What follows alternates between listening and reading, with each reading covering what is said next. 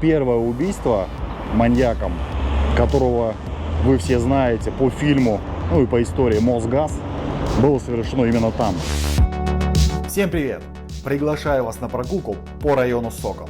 Прогуляемся по поселку Художников, узнаете его историю, покажу станцию метро, церковь 18 века, расскажу про авиакатастрофу над поселком и про первое убийство маньяка, который представлялся сотрудником Мосгаза. Погнали!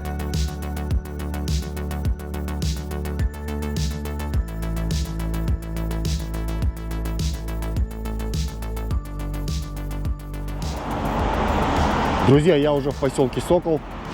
Василий Иванович Суриков. Вы можете прочитать сразу про Сурикова. Рядышком условный план поселка Сокол. Указаны дома, номера домов, где жили известные личности. Художников мы сегодня с вами не раз увидим. Вернее, не их увидим, а улицы, названные в честь них. Вообще этот поселок известен как поселок Художников. Это первый в Москве кооперативный поселок, который был основан в 1923 году. Но к художникам он никакого отношения не имеет, кроме названий улиц. Здесь есть улицы Серова, Сурикова, я, кстати, по ней иду, Левитана и многих других. Домики в основном это вот частные, да не то что в основном, они здесь все частные, только вот по краям поселка есть высоточки, ну мы к ним дойдем. Вот дом продается, записывайте номер, кому интересно, можете позвонить, узнать сколько стоит. Ну я думаю цена такого дома от 30 миллионов точно.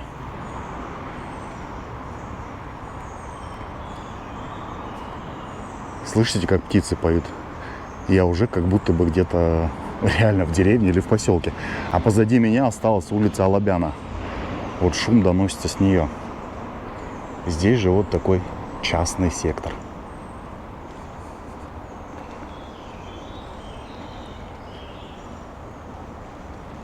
Ремонт идет, видите, дорогу, асфальт весь сняли. Я уже сюда приезжал. Было очень шумно. Приезжал часов 12, по-моему, тоже выходной день. Трактора, машины, все ездили, тут работали. И поэтому я не смог записать ролик. Уехал ни с чем. Это у меня сегодня вторая попытка. Вроде тихо. Приехал пораньше. Так, вот тут у нас улица Венецианова. Вот туда пошла. Коротенькая. И здесь же опять у нас расписано, кто такой Алексей Гаврилович Венецианов. Ставьте на паузу, кому интересно. Потом прочитаете. Либо скриншот делайте. В общем, в этом поселке были, в кооперативе, были люди разных профессий. От учителей, врачей до простых рабочих. У рабочих было в меньшинстве.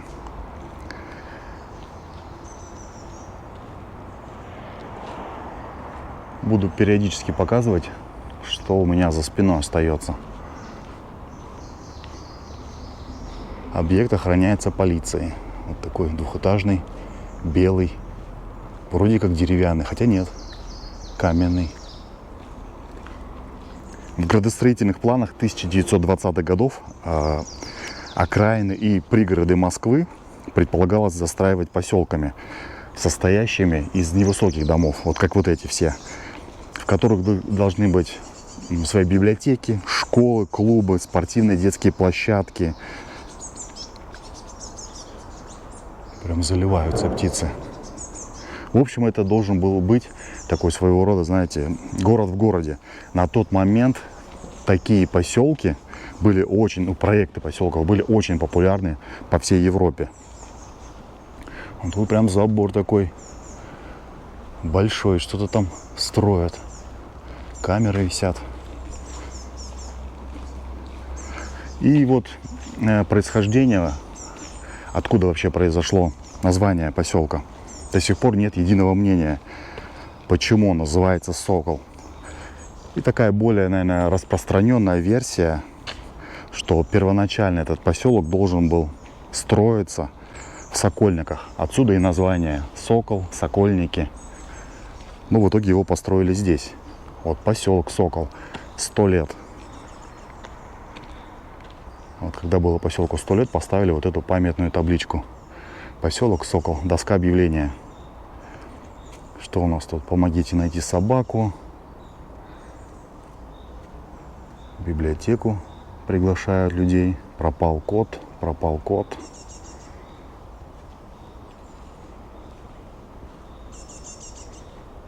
Здесь очень тихо. Говорю, машин здесь практически нет. Потому что проездных дорог здесь нет.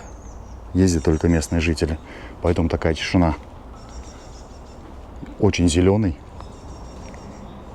И вот если я пойду туда прямо, то как раз таки выйду до исторической станции Серебряный Бор. Она была открыта в 1908 году. А вообще раньше на этих местах, в этих местах, вернее, росли сосны и называли это место Всехсвятский Серебряный Бор. И тут же было раньше старинное село Всехсвятское, еще известное с 15 века. И в состав Москвы это село вошло в 17 веке. Вернее, в 1917 году. Ну и позже название как бы района получает в честь поселка Сокол. Прошел мемориал там. Не увидел в кустах, а с этой стороны открылся вид. Видите, стройка идет. Вернее, ремонтируют дорогу, бордюры кладут. Вечная память воинам-соколянам, павшим в борьбе за свободу и независимость нашей Родины. 1941-1945. Здесь небольшая зона такая зеленая. Вроде как ручеек, наверное, должен быть. Мостик. На той стороне детская площадка. Ну, сейчас через мост пройдем. Тут два моста даже. Такие мосты любви, видите. Один замочек, правда, висит.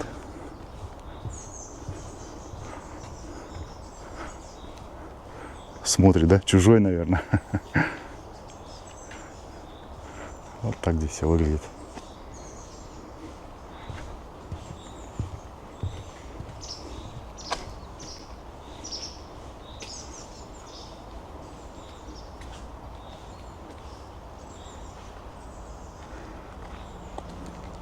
И в ту сторону, там уже, видите, высоточка пошла.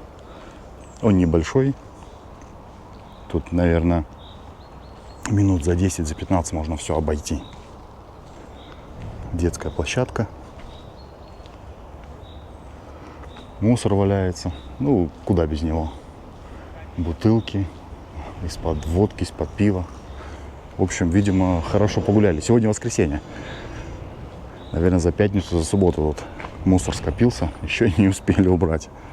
Ну, уберут. Вот здесь, видите, еще также условный план поселка Сокол. То есть у нас показывается... нет, тот же самый плакат, да. Я думал, показывает нам, какие дома, вернее, на этой улице известных людей. Вот интересный дом с беседкой. И, как вы видите, дома все разные. Вообще здесь изначально они строились по индивидуальным проектам. В основном строительство поселка было завершено где-то к началу 1930-х годов. Всего было построено 114 домов. Шишкина улица. Это территориальная община, территориальная община поселка Сокол. В этом доме находится.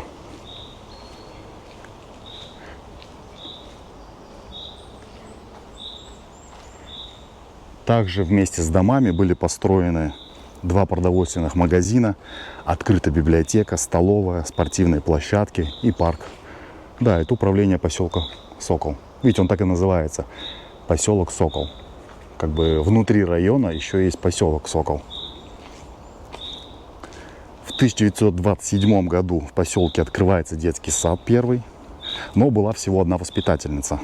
Остальную работу, там нянечки, либо смена воспитательницы выполняли дежурные мамы. Крамской.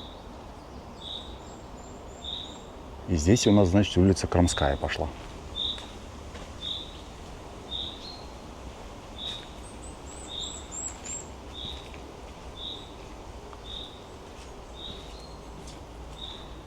Да, это она тупиковая. Сейчас уйду налево, там. Все, сообразил, где я иду. В общем, в 1930-х годах часть кооперативной земли была изъята. И на ней построили дома для сотрудников НКВД.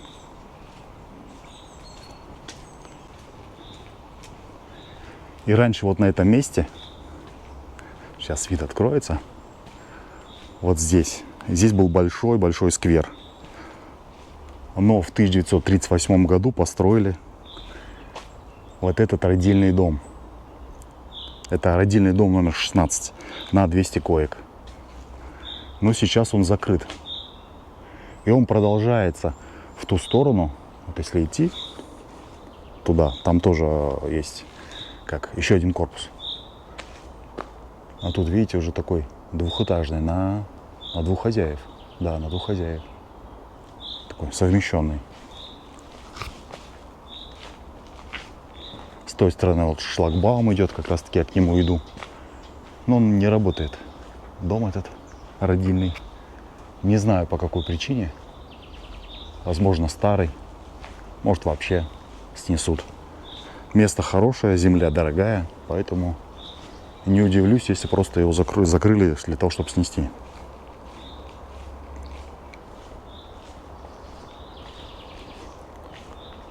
Вот такой большой прям особняк.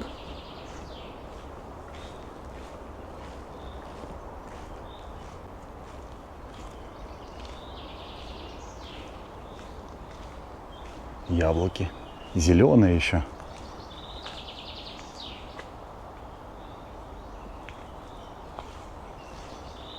Да, полностью закрыли.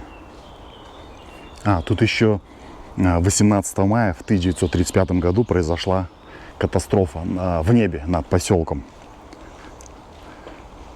Есть фотография, как раз таки, когда самолет пролетал над поселком. Это крупнейший советский самолет того времени Ан-20 Максим Горький. Он столкнулся с истребителем сопровождения, и обломки этих самолетов упали прямо на поселок. На земле никто не пострадал, но все, кто находились в самолетах, все они погибли. Всего было 49 человек. И все эти 49 человек похоронены на Новодевичьем кладбище. Снял видео, снимал прогулку от Андреевского моста до Новодевичьего монастыря и кладбища. И на этом же кладбище вот как раз таки я обнаружил эти могилы. Поэтому здесь я их тоже прикреплю, видосик небольшой. Здесь похоронены жертвы авиакатастрофы двух самолетов. Один самолет Ан-20 Максим Горький и второй самолет сопровождения. И трагедия эта произошла 18 мая 1935 года. Кладбище – это самое туристическое место Москвы, одно из самых, так будет правильно. Наравне с Кремлем, Александровским садом. Посмотрите, сколько там туристов. Как раз таки я когда записывал видео, очень много туристов было.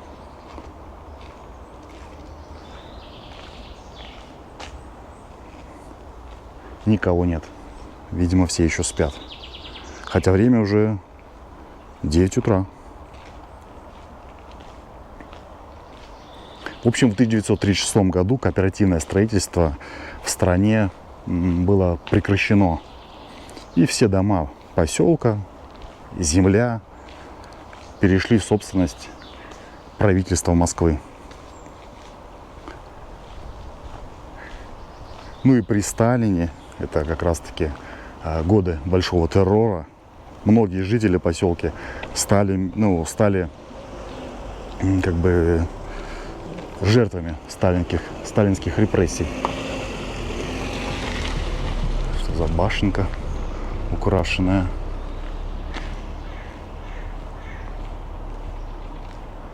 Я, кстати, снимал видео из города Видное.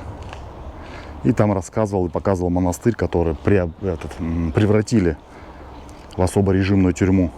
Ее как раз таки открыли в те годы. Поэтому посмотрите видео, кто не видел. Называется она «Город Видное». И ближе к 50-м годам здесь, в поселке, дома подключили к канализации городской, а в середине 60-х здесь уже был газ. В поселке есть свой музей. Вот, кстати, про самолет. Здесь лежит кусочек того самолета, ну, обломок в этом музее. Вот это с левой стороны пошел кирпичный забор, и двухэтажное здание стоит. Это как бы администрация округа.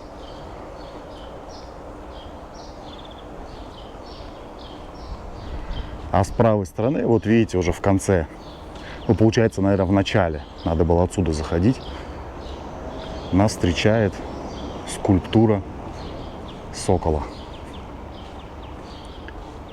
И на высотку сразу обратите внимание. Сейчас покажу сокол и про высотку расскажу.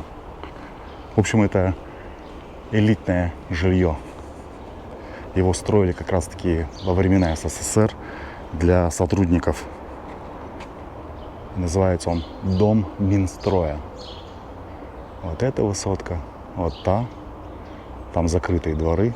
Сейчас пойду вдоль, покажу вам. И вот сам сокол.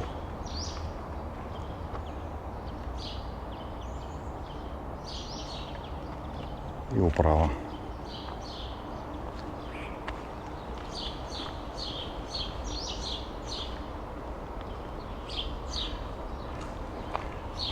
Дом высокий, с закрытой придомовой территорией. Сейчас посмотрите, там такие ворота стоят шикарные. Выйду сейчас как раз таки к Волоколамскому шоссе и туннелю, и пойдем с вами направо в сторону метро Сокол. То есть мы погуляли по поселку Сокол, а сейчас гуляем как бы по району Сокол. Хотя поселок тоже относится к району. Но здесь такие уже многоэтажки, высотки.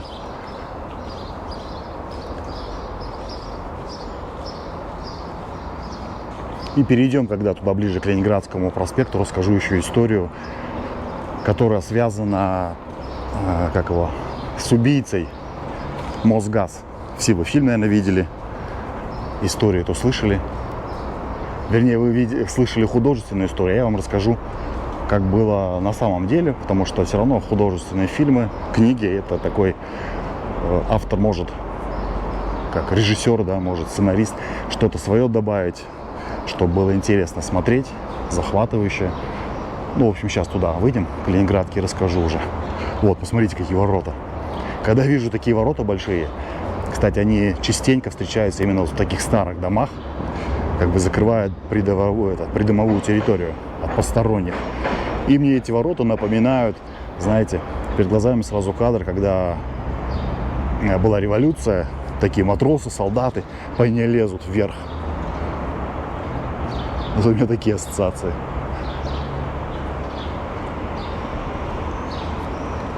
Ну вот, в принципе, и Волоколамское шоссе, и туннель. Туннель уходит у нас вот вправо туда, вниз. Как раз таки за трамваем сейчас. Трамвай едет где. Его построили где-то в конце 30-х, в начале 1940 года. И мы пойдем сначала вот к тому стеклянному зданию, как раз таки перейду под землей и выйду на Ленинградке.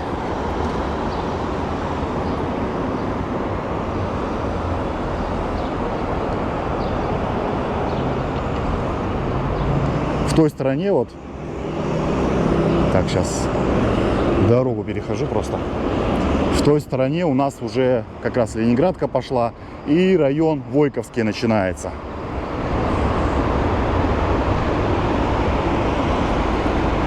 А мы с вами, получается, идем как бы в центр, в сторону центра. Сокол, аэропорт, метро Динамо, ну, район Динамо, там Белорусская, Тверская и Кремль. Тут пешком идти, если кто-то захочет маршрут такой совершить, сделать, ну, часа два, наверное. Вон трамвай.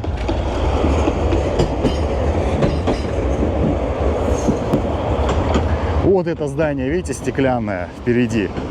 Это здание называют Яйцо Сокола. А вообще там находится диспетчерский пункт управления движением транспорта. И как раз я сейчас выйду опять на улицу Алабяна и туннель Алабяна-Балтийский. Вот я его перейду под землей и выйду на той стороне. Посмотрите, какое здание. Напоминает крепость. Две башни слева и справа. Не хватает только рыцарей.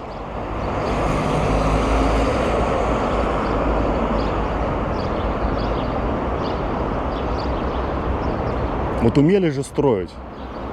Вроде ничего такого, а смотрится очень красиво, оригинально.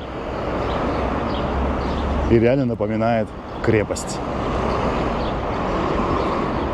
И вот оно, яйцо сокола.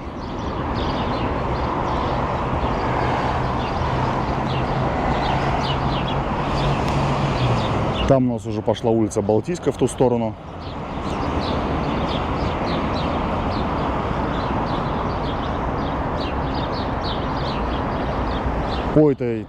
По трамвайным путям. А как, кстати, можно, да, на трамвай сесть и доехать до парка Покровская-Стрешнева.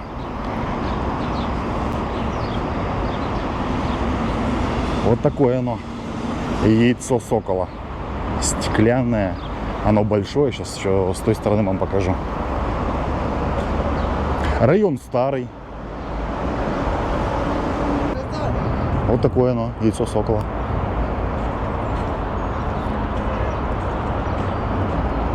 Большая реклама. Там, кстати, постоянная реклама какая-нибудь. В основном была раньше Samsung. А сейчас не знаю, что там рекламируют. Какой-то премьер.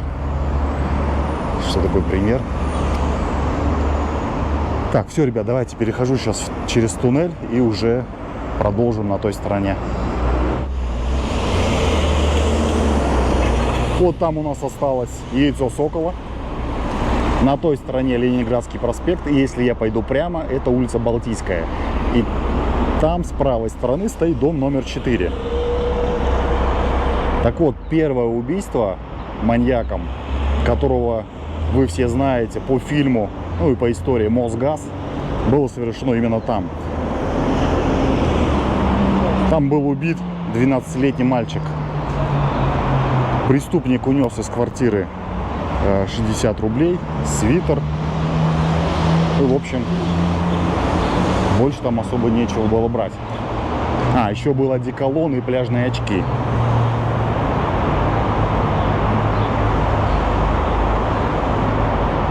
Вот это место известно, да, этим маньякам. Ну, не все о нем знают, именно об этом месте. Поэтому вам рассказал. А вообще Ленинградское шоссе, которое у меня по левой стороне сейчас, когда-то являлся Петербургским шоссе. Посмотрите фотографию 1903 года, как раз сделана на этом шоссе. В районе Сокола у нас сейчас проживает около 60 тысяч человек. И я подхожу уже, ну, там вдали виднеется станция метро Сокол. Этот дом достаточно старый. Таблички есть, видите? Здесь жил Илья Чернявский, период 1955-1994, советский архитектор. Много памятных табличек на этом доме.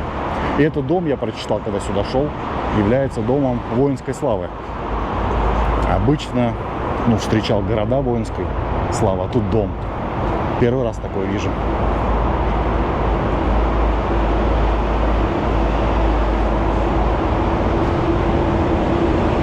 Деревянная дверь еще старая. Что у нас тут? Кафе, магазины, сумки, лотерея. Контингент вот такого много сидит здесь на лавочках. Не знаю, с чем связано, но встречал уже много. Просто вам не показывал. Так, вот еще две таблички. И на той стороне еще 3. Дважды Герой Советского Союза жил. Здесь тоже герой Советского Союза. Вот такой проход, арка. Но пройти во дворы нельзя здесь. Вернее, можно, но нужен чип-ключ. А здесь же у нас... магазин, вход в магазин. Вот такая лепнина сверху. Туда, если пройти, там тоже будет тишина. Ленинградка останется как бы за домом. Поэтому будет очень тихо. Так, ну вот у нас метро «Сокол». Станцию метро «Сокол» открыли в сентябре 1938 года.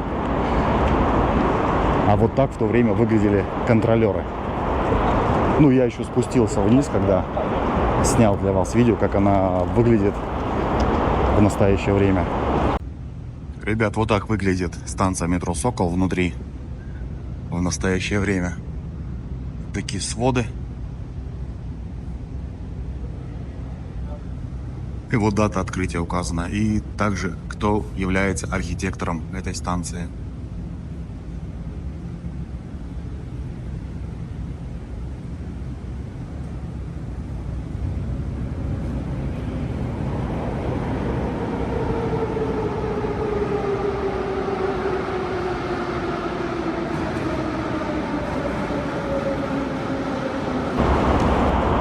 Сколько голубей. Кто-то ж прикормил их здесь.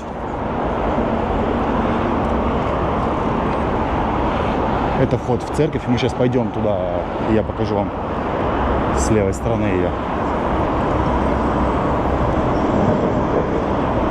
И рядом с метро находится, вот видите, каланча пожарная. Здание трехэтажное. И каланча. Это пожарная часть. Она здесь еще с 1935 года стоит. И вот на той стороне, я вот нахожусь на стороне района «Сокол», а вот та сторона и станция метро, соответственно, уже как бы находится на в другом районе, район аэропорт. И он продолжается в ту сторону, до района «Динамо».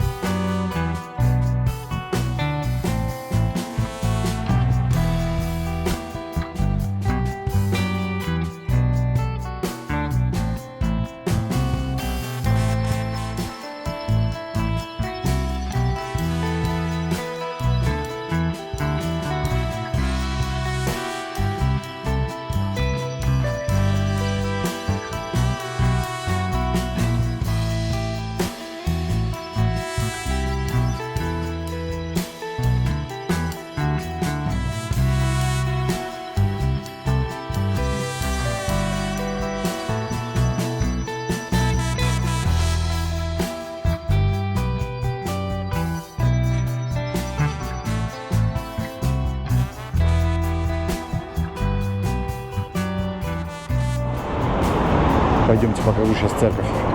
Всехсвятская церковь. Старая.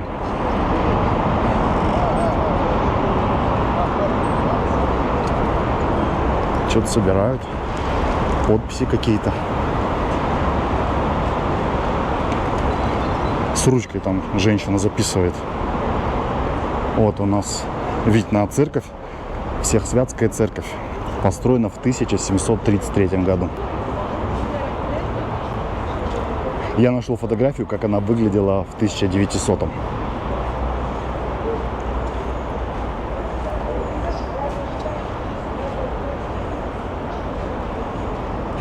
По факту не все церкви сносили. Вот строили метрополитен, могли бы ее тоже снести, но ее оставили. Когда показывают кадры или рассказывали раньше, помните? Именно, наверное, 90-е, да, вот эти времена. И очень ругали советскую власть, что сносили все церкви, там взорвали, тут взорвали. Но очень много их осталось. Потому что, говорю, станция метро рядом, но эту церковь по каким-то причинам сохранили.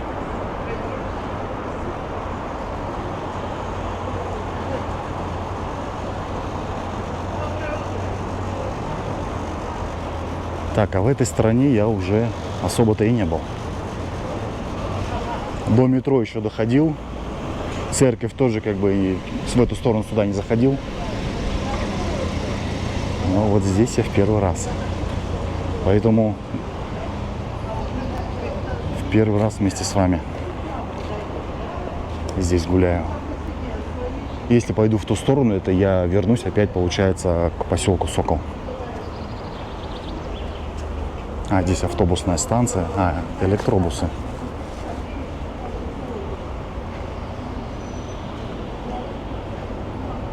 А, здесь большая прям остановка.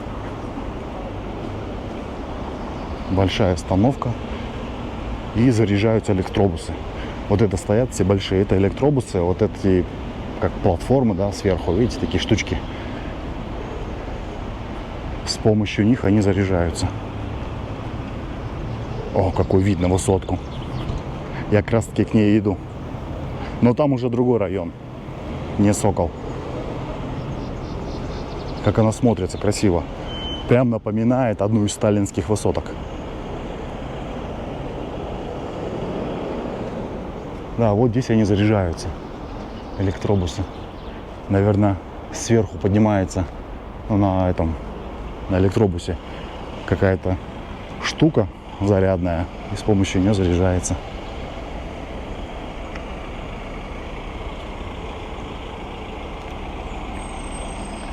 Вообще, по идее, я так-то смотрел, ну, чтобы ориентироваться, куда идти. Впереди уже должен выйти на медцентр аэропорт. Аэрофлота, вернее. Вот такая станция. Зарядная. И сразу остановка. Церковь. Высотка там он стеклянная. Уже район аэропорт. Да, правильно вышел. Это медцентр Аэрофлота. И вот так этот центр выглядел в 1939 году. А это парк. Сейчас тоже через него пройду. А, я же еще посмотрел цены, сколько стоит в этом районе. И как раз таки нашел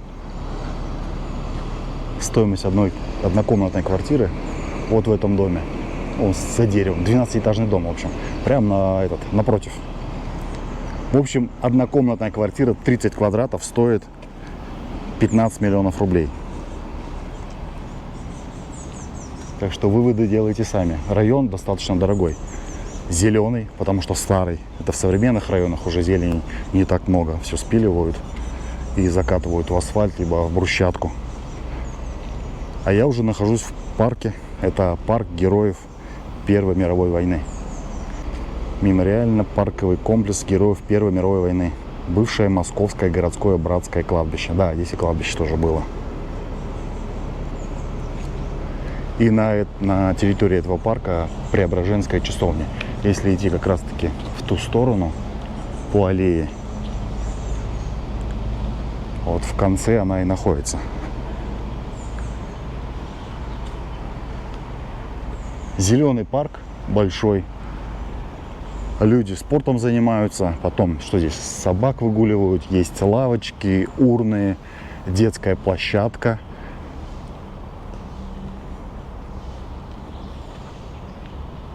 Ну, как и говорил, если пойти в ту сторону, у нас Преображенская часовня. Голуби там играют. Или дерутся даже. Да, дерутся. Что-то не поделили. Вон в кустах бьются.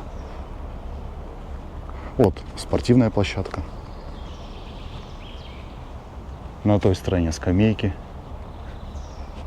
Прохладно. Сегодня на улице градусов, наверное, 28. Ну, прям очень жарко. Сюда зашел, прям прохладно, хорошо.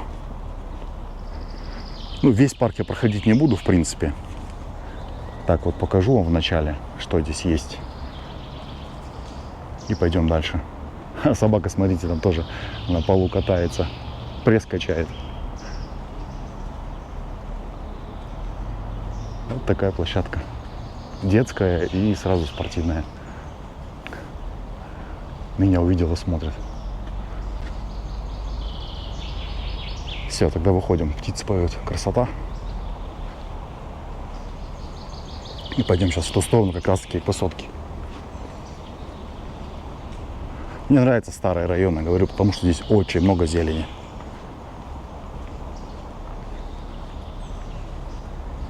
Надо как-нибудь сделать прогулку, может даже на велосипеде. Район Войковский. Да, Войковский. Как раз таки можно прокатиться по парку.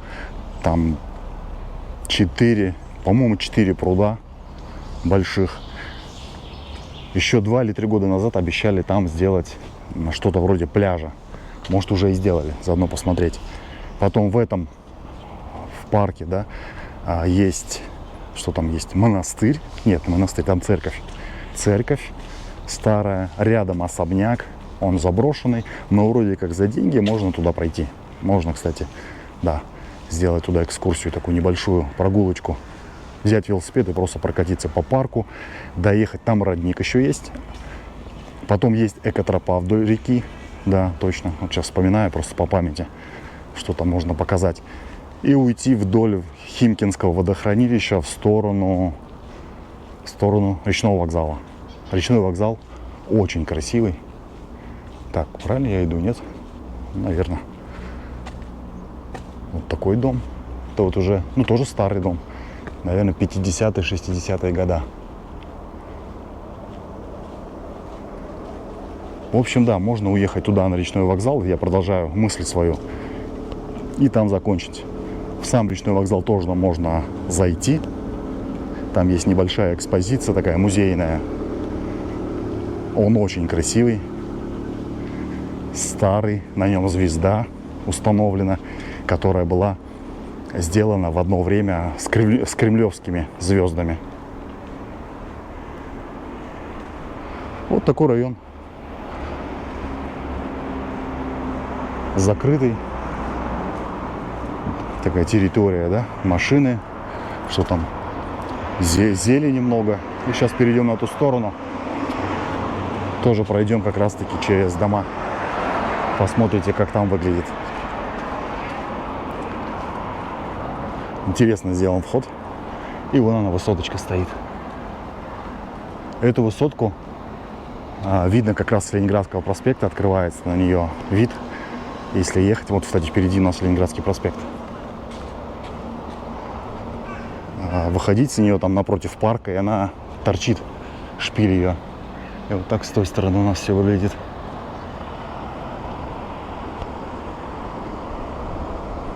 Я сейчас зайду в эту арку и пойду прямо.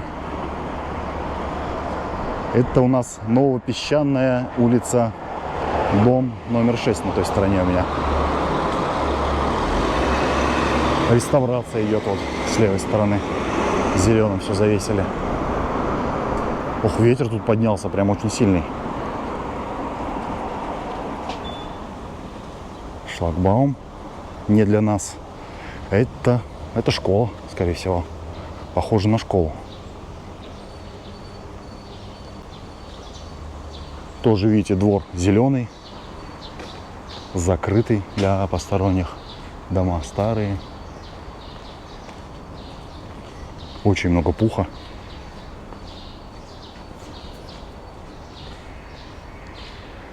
Не люблю, когда пух летает. Похоже на снег. Но мне кажется, что вот эти деревья, их не зря высаживали, потому что вроде как они, вот эти все, все газы, да, на себя весь удар принимают, очищают кислород. Да, это школа. А здесь с правой стороны под колючей проволокой, скорее всего, МВД.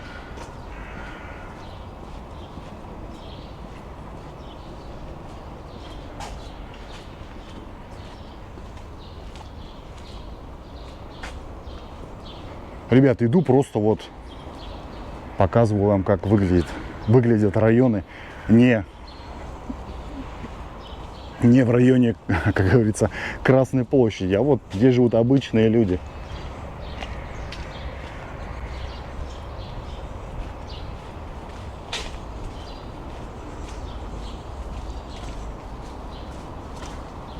Не туристические места.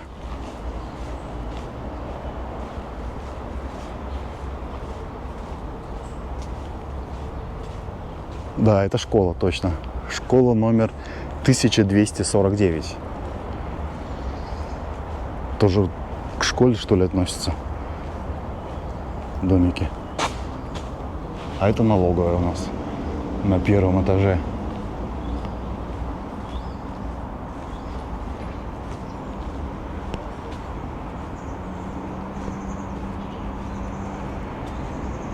И опять же, видите, сейчас дорога и парк на ту сторону. Но на той стороне уже идет район аэропорт. А вот этот дом, высотка, сейчас еще раз покажу вам. Как раз выйду из-за дерева. Это жилой комплекс Триумф Пэлас. Вот с таким шпилем.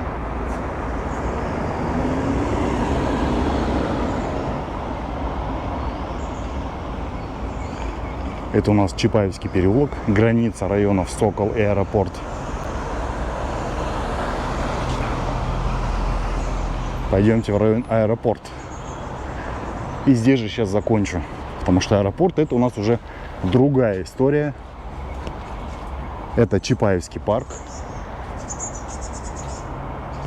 Тоже зеленая зона. А давайте сейчас вот здесь закончу. Покажу вам как раз таки, может быть, вид откроется на дом больше, чем только на шпиль. Вот такой он большой. Он реально очень красивый. Ребят, напишите в комментариях, нравятся ли вам вот такие прогулки. В принципе, ничего тут исторического особо нет, хотя был, да, вот, поселок Сокол. Ну, это просто прогулка по обычному району. Поэтому напишите в комментариях, нравятся ли вам такие прогулки. Я уже снял еще одну аналогичную прогулку по текстильщикам. Ну, там будет еще история немного из моего детства. Совсем чуть-чуть.